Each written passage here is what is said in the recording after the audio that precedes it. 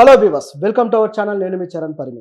ఆంధ్రప్రదేశ్ రాజకీయాల్లో కొన్ని interesting factors ఒకవైపు నడుస్తూ ఉండగానే మరొక వైపు వైసీపీ నాయకులు మాత్రం కొన్ని రకాల వివాదాస్పదమైన విషయాల్లో చిక్కుకొని గందరగోళ పరిస్థితి క్రియేట్ చేస్తున్నారు. మనకి ఈ ఆంధ్ర రాజకీయాల విషయంలో ఈ పరిణామాలు ఏంటనేది చూడాలా, లేకపోతే ఈ వైసీపీ నాయకుల బంచిక్ కార్యక్రమాలు చూడాలా అర్థం కాని పరిస్థితిలో ఇప్పుడు ఉందన్నమాట. సో వీళ్ళు ఏంటి, ఎవరు ఏం చేయబోతున్నారు అనేది గమనిస్తే బొత్స సత్యనారాయణ గారు ఇప్పుడు ఎమ్మెల్సీ అభ్యర్థిగా కూడా ఉన్నారు. ఆయన బ్యాంకాక్ గల్లీలో తిరుగుతున్నాడు. సో ఆయన బ్యాంకాక్ గల్లీలో చిల్ అవుతూ తిరిగే వీడియోలు ఇప్పుడు సోషల్ మీడియాలో ఫుల్గా వైరల్ అవుతున్నాయి.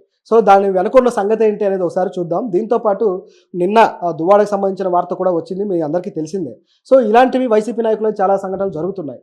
అయితే ఈ బ్యాంకాక్ సంఘటన ఏంటి, ఈ ఎమ్మెల్సీల ఎలక్షన్కి సంబంధించి ఏదైనా కొత్త ప్రణాళిక, లేకపోతే ఆయన ఎందుకు అక్కడికి వెళ్ళాడు ఏంటనేది గమనిస్తే, మామూలుగానే ఎమ్మెల్సీ ఎలక్షన్స్లో అనేక మంది ఓటర్లు వైసీపీ వైపు ఉండటము, వాళ్ళని ప్రలోభపెట్టి ఇటువైపు లాక్కోవడానికి టీడీపీ ప్రయత్నాలు చేయడము, ఇవన్నీ మనం గమనించాం.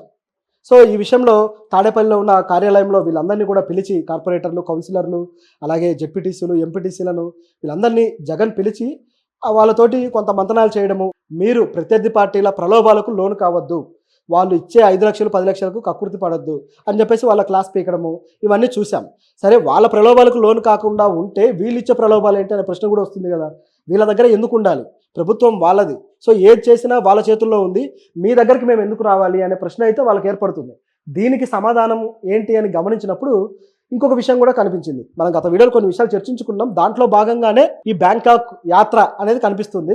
సో ఇదేంటనేది ఒకసారి చూద్దాం. అప్పుడు ఏమన్నారంటే జగన్ గారు, ఈ విధంగా మీరు ప్రలోభాలకు లోనవద్దన్నప్పుడు వీళ్ళ నుంచి వచ్చే ప్రశ్నలకు కూడా వీళ్ళందరినీ కూడా తీసుకెళ్లి బెంగళూరులో వాళ్ళని అక్కడ ఫామ్ హౌస్లో పెట్టడము, అదేవిధంగా వీళ్ళకు దక్షిణ భారత యాత్ర అని చెప్పేసి ఒక యాత్ర ఏర్పాటు చేసి అలా కర్ణాటక, తమిళనాడు, అలాగే కేరళ ఇలాంటి ప్రాంతాల్లో వీళ్ళు చిల్అవుట్ అవ్వడానికి వీళ్ళకు ఒక రెడీ చేసి ఒక టూరిజం ప్యాకేజ్ లాగా వీళ్ళని పంపించినట్లు వార్తలు ఉన్నాయి. అందరూ కూడా కుటుంబంతో చాలామంది వెళ్ళారు, అలాగే ఇండివిజువల్గా కూడా చాలామంది వెళ్ళారు. సో ఇది విధంగా జరుగుతూ ఉండగానే మరికొంతమందికి మరిన్ని ఇంకా బెటర్ ప్రోగ్రామ్స్ కూడా పెట్టినట్టు తెలుస్తుంది. ఒకవేళ అందులో భాగంగానే ఈ బ్యాంకాక్ టూర్ ఉందా అనే డౌట్ అయితే వస్తుంది. ఎందుకంటే బ్యాంకాక్ ఎవరైనా ఎందుకు వెళ్తారు, బ్యాంకాక్ అనగానే అందరికీ గుర్తొచ్చేది ఒకటే, ఏంటి అదిగా చెప్పక్కర్లేదు, సెక్స్ టూరిజం. మామూలుగా బ్యాంకాక్ అందాలు చూడడానికి, బీచ్ల్లో చిల్లవడానికి వెళ్ళే బ్యాచ్ ఉంటే, అదేవిధంగా సెక్స్ టూరిజం కూడా అక్కడ విపరీతంగా ఉంటుంది. సో దానికోసం వెళ్ళే వాళ్ళు కూడా ప్రపంచవ్యాప్తంగా అనేక మంది ఉన్నారు. సో అది అక్కడ బాగా పాపులర్. లక్షల మంది ఉపాధి కోసం దీంట్లోకి దిగుతూ ఉంటారనమాట, ఈ ప్రాస్టిట్యూషన్ వ్యవస్థలోకి. సో దీనివల్ల బ్యాంకాక్లో కూడా, బ్యాంకాక్ కొంత చెడ్డ పేరు కూడా దీనివల్ల వచ్చిందనుకోండి. ఇది అక్కడ యాక్చువల్గా లీగల్. సో లీగల్ అవ్వడం వల్ల ఏమైపోయిందంటే ఏ ఉపాధి లేని అనేక మంది మహిళలు దిగుతున్నారు. దీంతోపాటు మరొక ఇంట్రెస్టింగ్ ఫ్యాక్టర్ ఏంటంటే, మహిళలలాగా అంటే ట్రాన్స్జెండర్స్ లేదా మహిళల్లాగా అట్లా దుస్తులు ధరించిన వాళ్ళు కూడా, అంటే వాళ్ళు చూడడానికి అందరూ పురుషులు కూడా సరిగ్గా మీసాల గడ్డాలు ఉండవు కాబట్టి వాళ్ళు మేకప్లో ఈజీగా మహిళల్లాగా కనిపించే అవకాశం ఉంది. సో ఆ విధంగా వాళ్ళు తయారయ్యి, సో వాళ్ళు అబ్బాయిల్ని ట్రాప్ చేయడం, మనలాంటి కంట్రీస్ నుంచి వెళ్ళిన వాళ్ళని ట్రాప్ చేయడము, డబ్బులు దండుకోవడము, ఇలాంటివి కూడా అనేకం జరిగాయి అన్నమాట. సో ఈ విధంగా అక్కడ జరుగుతూ ఉంటుంది. సో ఈ సెక్స్ టూరిజంలో భాగంగానే అనేక మంది అక్కడికి వెళ్తూ ఉంటారు. అందులో భాగంగా ఒక్కోసారి నాయకులు కూడా వెళ్ళి అక్కడికి ఆ బార్లలో డాన్స్లు వేయడాలు, ఇవన్నీ కూడా మనకు వీడియోస్ కూడా వైరల్ అయినాయి గతంలో. సో దాంట్లో భాగంగా ఏమన్నా వెళ్ళారా, ఆ ప్రలోభాల్లో భాగంగా ఇక్కడ కార్పొరేటర్లను వీళ్ళంటి వైపు ఏమన్నా తరలించారా అనే డౌట్లు కూడా దీనివల్ల వస్తున్నాయి. అయితే దీంట్లో వాస్తవం గమనిస్తే వేరేలాగా ఉంది. సో అది కూడా మనం చూద్దాం. అదేంటంటే, మామూలుగా అయితే ప్రలోభాలు ఇలాంటివి జరుగుతూనే ఉంటాయి రాజకీయాల్లో, అదేం కొత్త కాదు. సో విజయసాయిరెడ్డి గారి సంఘటన విషయంలో కూడా ఒక జడ్జి గారు, మాజీ జడ్జి గారు ఇలాంటివి, విజయసాయిరెడ్డి ఢిల్లీలో ఇట్లాంటి కార్యక్రమాలు అనేకం చేశాడు, ఇట్లా మహిళల్ని ఈ విధంగా నాయకుల దగ్గరికి తీసుకెళ్ళడం అంటూ అనేక రూమర్సా లేకపోతే నిజాలా, ఆ ప్రూఫ్లు ఏంటనేది మనకు తెలియదు, కానీ ఈ విధంగా వ్యాఖ్యానించడం అయితే జరిగింది. సో అదే పద్ధతిలో రాజకీయాల్లో ఇలాంటివి చాలా కామన్గా జరుగుతున్నాయి, అనేక రంగాల్లో ఉన్నాయి, కేవలం రాజకీయమనే కాదు. సో ఈ విధమైన పద్ధతిలో జరుగుతున్న క్రమంలో ఈ డౌట్ అయితే వస్తుంది, వీళ్ళు చిన్న స్థాయి నాయకులు, వీళ్ళకి 5 లక్షలు 10 లక్షలు డైరెక్ట్గా డబ్బులు ఇవ్వడం కాకుండా ఈ ఏర్పాటు ఏమన్నా చేశారేమో అని చెప్పేసి. సో ఇది ఇక్కడ ఉన్న పరిస్థితి. మరొక విషయం గమనిస్తే, కేవలం ఈ సెక్స్ టూరిజం కోసమే అందరూ వెళ్తారు అనుకోవడానికి కూడా లేదు. ఇప్పుడు ఈయన కూడా అదే విధంగా వెళ్ళాడంటానికి కూడా లేదు. ఎందుకంటే అక్కడికి వెళ్ళే వాళ్ళు అనేక మంది, వాళ్ళు ఫిజికల్గా, అంటే వాళ్ళు అక్కడ మసాజ్ కూడా చాలా ఫేమస్. అది కూడా న్యాచురల్ థెరపీస్, ఆ న్యాచురల్ పద్ధతుల్లో చేస్తూ ఉంటారు. ఫిజియోథెరపీ కావచ్చు, మసాజులు కావచ్చు, ఇవన్నీ కూడా అక్కడ బాగా పాపులర్. సో వీటి కోసం వెళ్ళే వ్యక్తులు కూడా అనేక మంది ఉంటారు. ఈ వెన్ను నొప్పులు ఉన్న వాళ్ళు, అలాగే ఆర్థోపెడిక్ సమస్యలు ఉన్న వాళ్ళు కూడా వెళ్ళి అక్కడ మసాజులు చేయించుకోవడము, అక్కడ పేమెంట్ చెల్లించడం ఇట్లాంటివి చేస్తుంటారు. సో అందులో భాగంగా కూడా వెళ్ళుండొచ్చు. ముఖ్యంగా మన నాయకులు ఏంటంటే అనేక ఏళ్ల పాటు అధికార కుర్చీల్లో కూర్చొని వాళ్ళకి శరీరం అంతా పట్టేసి ఉంటుంది కదా. సో దాన్ని వదిలించుకోవడానికి, శరీరాన్ని కాస్త సాగదీసి సామాన్యులకు అందుబాటులోకి రావడానికి కూడా అక్కడికి వెళ్ళి మసాజులు చేయించుకుంటారేమో. సో ఆ కోణం కూడా లేకపోలేదు. ఇదొక్కటే కాదు, బ్యాంకాక్లో ఈ సర్జరీలు కూడా, ప్లాస్టిక్ సర్జరీలు కూడా బాగా ఫేమస్. సో దానికోసం కూడా వెళ్తూ ఉంటారు. సో ఇలాంటి అనేక కారణాలు ఉన్నాయనుకోండి. అలాగే మార్షల్ ఆర్ట్స్ ట్రైనింగ్లు, సో ఇవి కూడా ఉన్నాయి.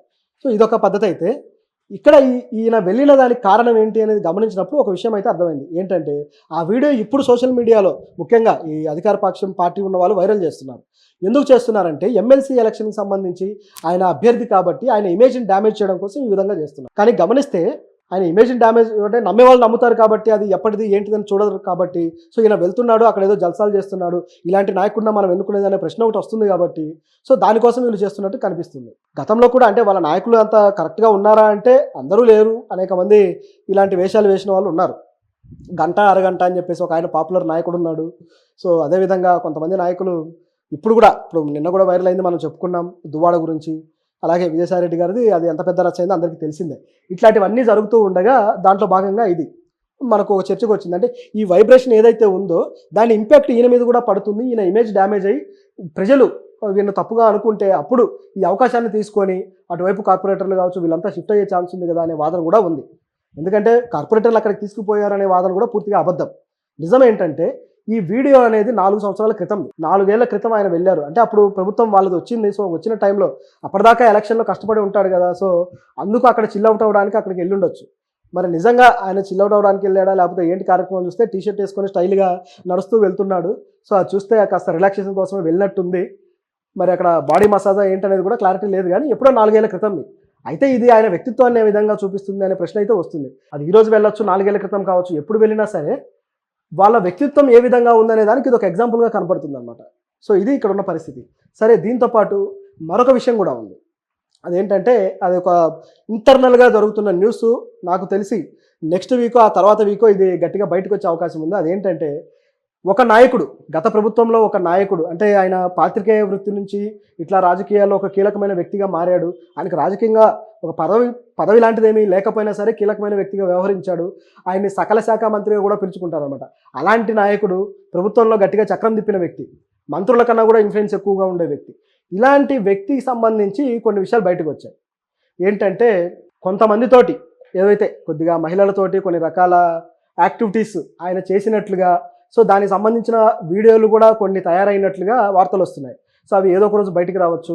సో దాంతోపాటు ఆయన కుమారుడు, ఆయన కొడుకు కూడా ఇలాంటి ఖాతాలు ఓపెన్ చేసి ఆ విషయంలో ఆయన యాక్టివ్గా ఉండి ఆ ప్రభుత్వ ఖజానాకు సంబంధించిన డబ్బులు కూడా దీనికే ఎక్కువగా ఖర్చు పెట్టి ఆ ఖజానాకి ఇంత పెద్ద హోల్ వేశారు అని చెప్పేసి ఒక వార్త అయితే వచ్చింది.